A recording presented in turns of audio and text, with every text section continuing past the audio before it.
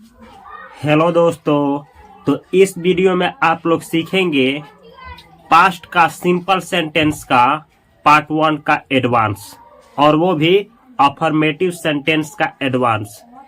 तो जैसे कि आप लोग जानते हैं कि आप लोगों को बहुत जीरो से इंग्लिश सिखाने का प्रयास किया जा रहा है, और यह एक कोर्स चल रहा है जिसका नाम है स्पोकन इंग्लिश कोर्स। और यह कोर्स बिल्कुल जीरो से शुरू किया गया है।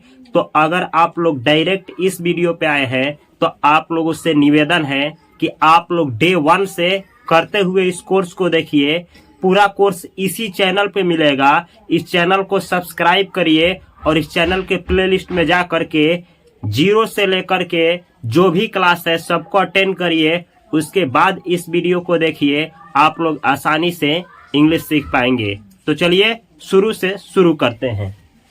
यहाँ पे मैं लिखा हूँ सिंपल सेंटेंस पार्ट 1, और वो भी किसका? तो पास्ट का, प्रेजेंट का, फ्यूचर का, दो पार्ट होता है सिंपल सेंटेंस का। सिंपल सेंटेंस का मतलब होता है ऐसा सेंटेंस जिसमें किसी भी तरह का काम ना हो। जैसे यह एक कलम है, आप खुश हैं, हम लोग डॉक्टर हैं। इस तरीके से इसमें कोई क्रिया नहीं हो रही है, कोई काम नहीं हो रहा है, यही है सिंपल सेंटेंस।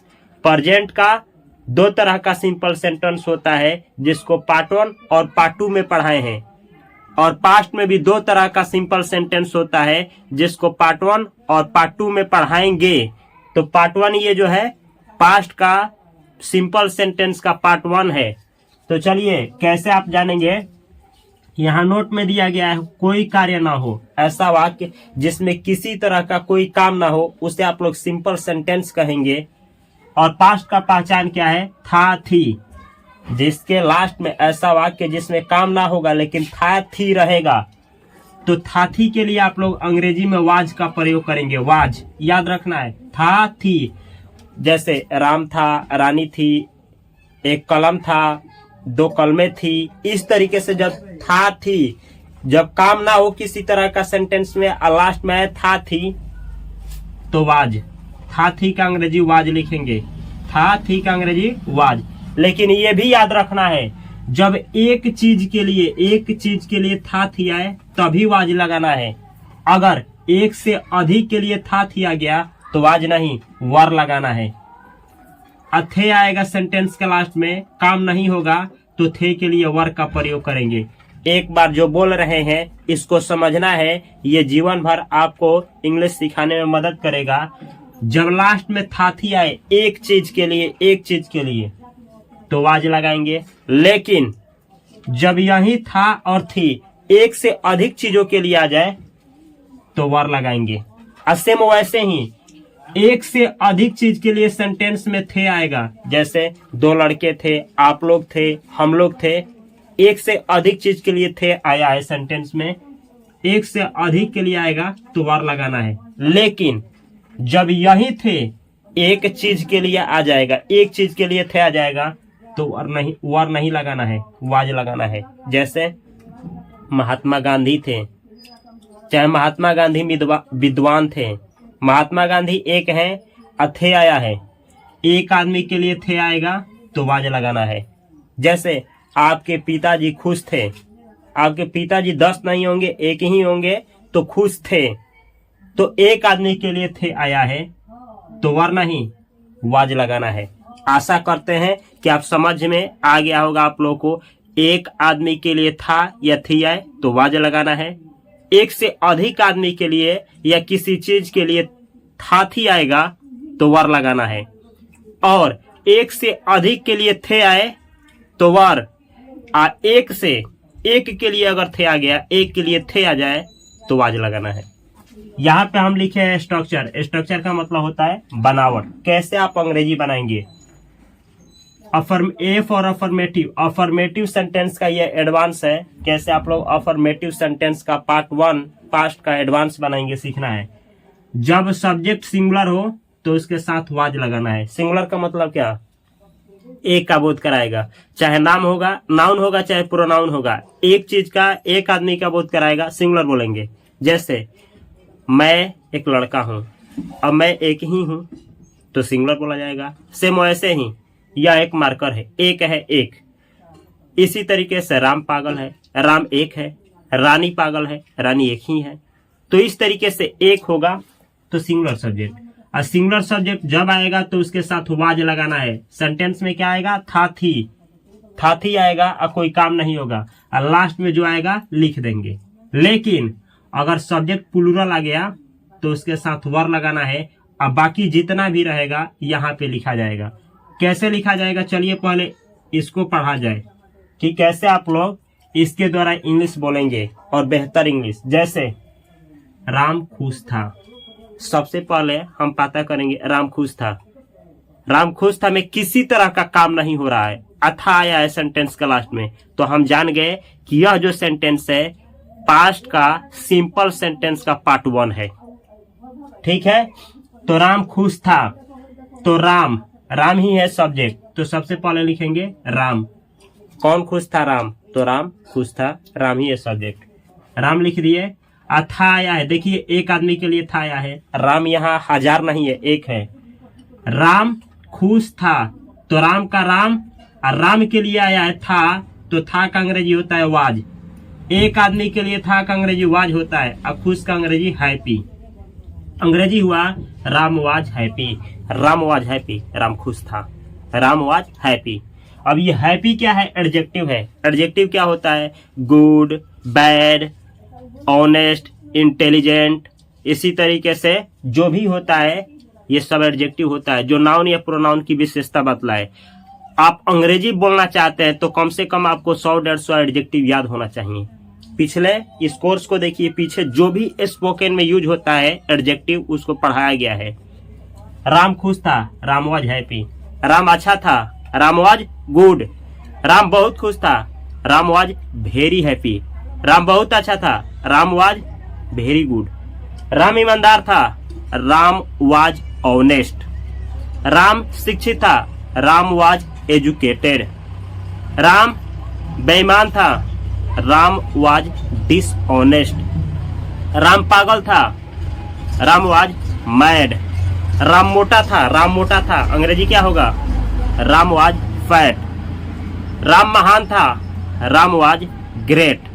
अब ये जितना भी हम बोले हैं यहाँ पे सब एडजेक्टिव बोले हैं, तो आप लोग अगर सब एडजेक्टिव याद करेंगे तो 1000 सेंटेंस बना पाएंगे। तो सबसे पहले मीनिंग याद करिए, और पीछे जो भी क्लास है उसमें बेहतर से बेहतर जिसको याद करके आप बेहतर अंग्रेजी बोल पाएंगे उसको सिखाए हैं, तो पीछे क्लास अवश्य अटेंड करना है। चलिए, इसी पे करना क्या है, यहाँ पे कोई भी सब्जेक्ट सिंगुलर आया तो उसके साथ वाज लगाएंगे, और लास्ट में कोई भी एडजेक्टिव लगा सकते हैं। जैसे ही, यहाँ पे ही का मतलब होता है वह। ही वाज हैप्पी, उसका मतलब क्या हुआ? वह खुश था, वह खुश था। सी वाज हैप्पी, इसका मतलब क्या? वह खुश थी। रानी वाज हैप्पी, रानी खुश थी। धरती का कोई एक लड़की हो और उसके साथ कहना हो कि वो थी, तो आप लोग वाज, और उसके बाद क्या थी? महान थी तो ग्रेट, खुश थी तो हैप्पी, अच्छी थी तो ब्यूटीफुल। इस तरीके से प्रयोग करना है। रानी वाज हैप्पी, रानी खुश थी। राम वाज हैप्पी, राम खुश था। कहने का मतलब है एक लड़का हो एक लड़की हो, इस तरह का सेंटेंस बनाना हो तो वाज ही लगाना है उसके साथ। माई ब्रदर वाज हैप्पी, मेरा भाई खुश था। इसी तरीके से आई वाज हैप्पी, मैं खुश था। अब ऐसे चलिए सेंटेंस बना करके बहुत सेंटेंस प्रैक्टिस करते हैं, हमारे साथ बोलना है। आपका भाई खुश था, योर ब्रदर वाज हैप्पी। आपके पिताजी खुश थे, योर फादर वाज हैप्पी। आपकी माताजी खुश थी, योर मदर वाज हैप्पी। अब केवल हैप्पी ही नहीं, और भी बहुत सारा चीज हो सकता है। चलिए, गुड का प्रयोग करिए। गुड यानी अच्छा, मैं अच्छा था, आई वॉज गुड। आपकी माँ अच्छी थी, योर मॉम वाज गुड। मेरी माँ अच्छी थी, माई मदर वाज गुड। आप लोग ईमानदार थे, सॉरी आपकी माँ ईमानदार थी, योर मदर वाज, ईमानदार का ऑनेस्ट। मैं ईमानदार था, आई वाज ऑनेस्ट। कहने का मतलब क्या है? कहने का मतलब है कि कोई भी सिंगुलर अगर सब्जेक्ट है तो वाज लगाइए, और उसके बाद कोई भी एडजेक्टिव का प्रयोग करके बेहतर से बेहतर इंग्लिश बोलिए। अगला सेंटेंस है, वह मेरे लिए थी, वह मेरे लिए थी। आपको कहना है वह जो थी वह मेरे लिए थी, वह मेरे लिए थी। तो आप कैसे बनाएंगे वह मेरे लिए थी? सबसे पहले बनाएंगे वह थी, तो वह का अंग्रेजी सी, थी का अंग्रेजी वाज। आप लोग भी जानते हैं जब सेंटेंस के लास्ट में था, थी, थे आए और एक आदमी के लिए था आए चाहे थी आए तो वाज लगता है। और वह का अंग्रेजी लड़की के लिए सी होता है, औरत के लिए सी होता है। सी इसके लिए वाज, और मेरे लिए के लिए फॉर, और मेरे के लिए मी। कभी भी याद रखना है मरते दम तक कोई भी प्रीपोजिशन हो और उसके बाद अगर आपको प्रोनाउन लगाना है तो उसका ऑब्जेक्टिव केस लगाना है।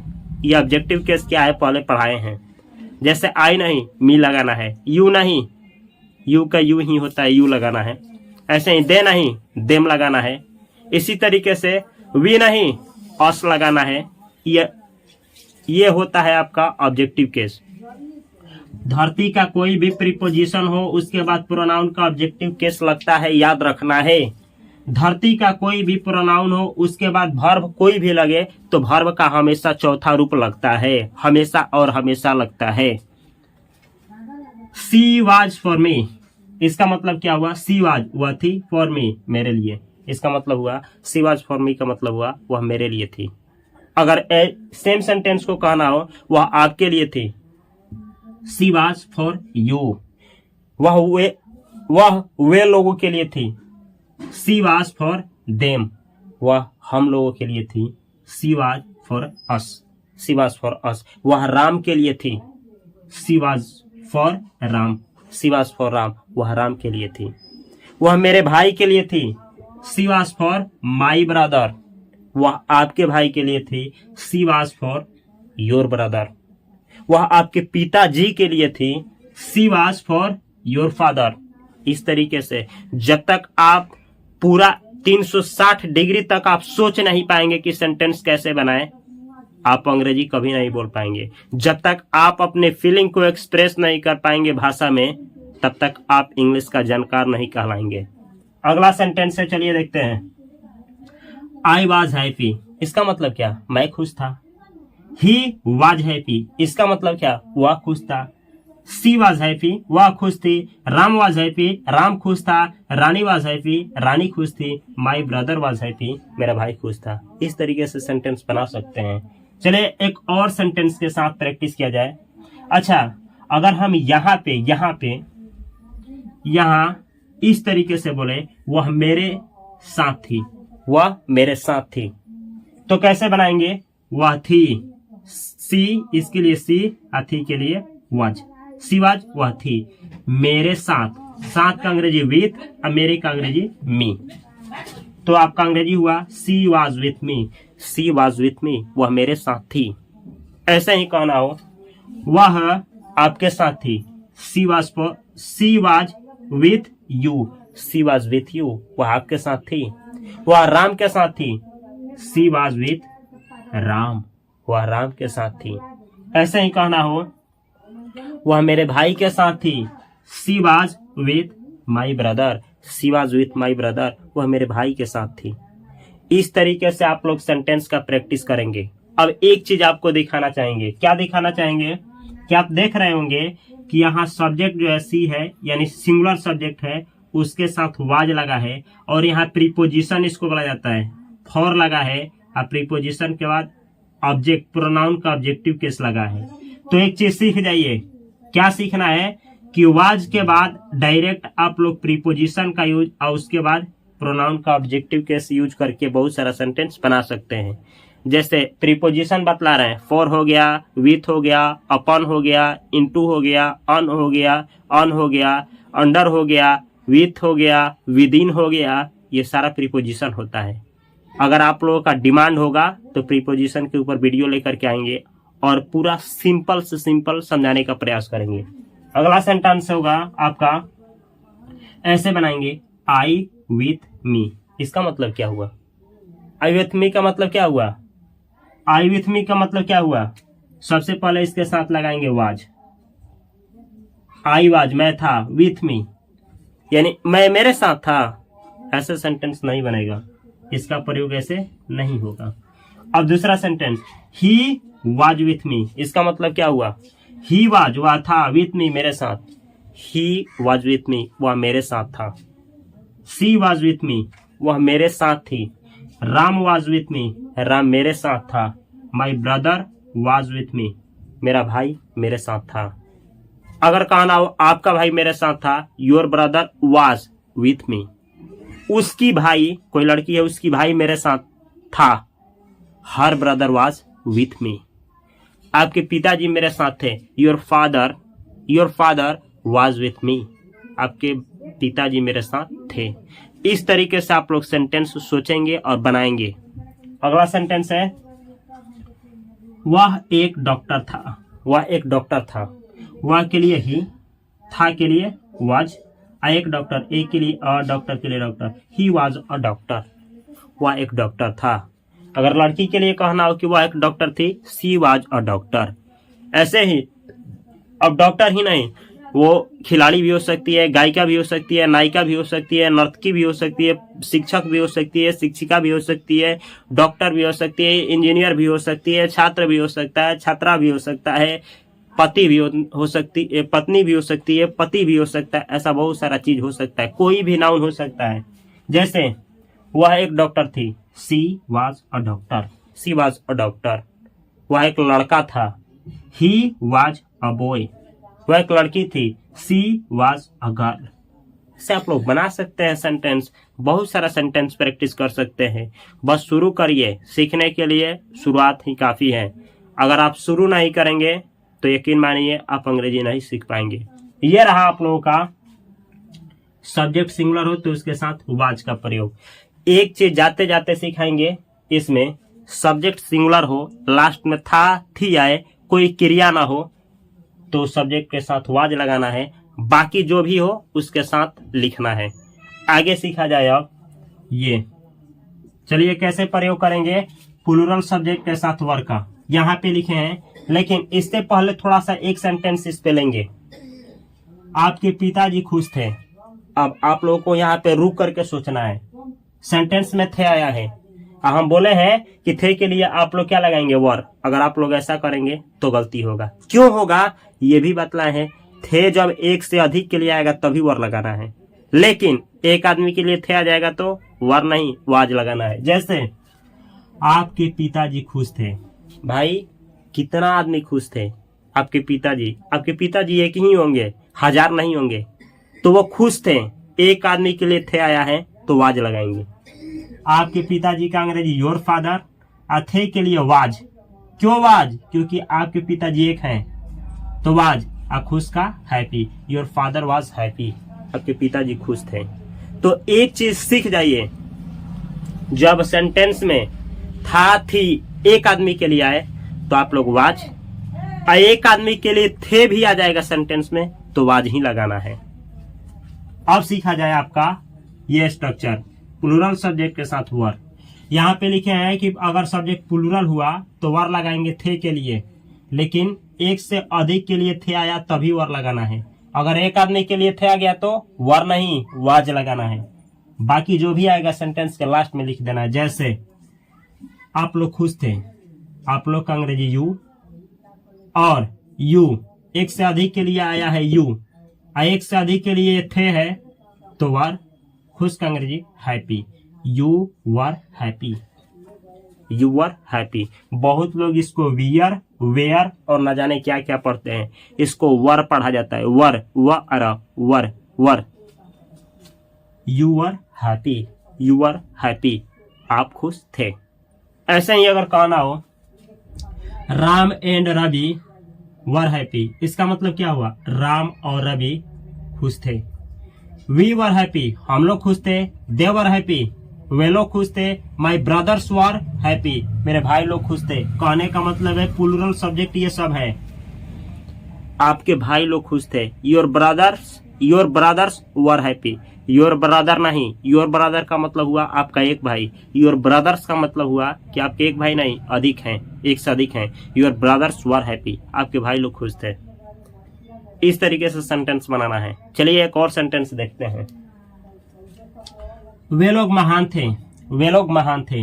वे लोग एक से अधिक हैं, इसके लिए थे आया है, कोई काम नहीं हो रहा है, इसका मतलब वे लोग का दे, इसके लिए वर, महान का अंग्रेजी great, they were great, they were great, वे लोग महान थे। अगर कहना हो हम लोग महान थे, वी वर ग्रेट। राम और श्याम महान थे, Ram and Shyam were great. आपके भाई लोग महान थे, योर ब्रदर्स वर ग्रेट, मेरे भाई लोग महान थे, माई ब्रदर्स वर ग्रेट।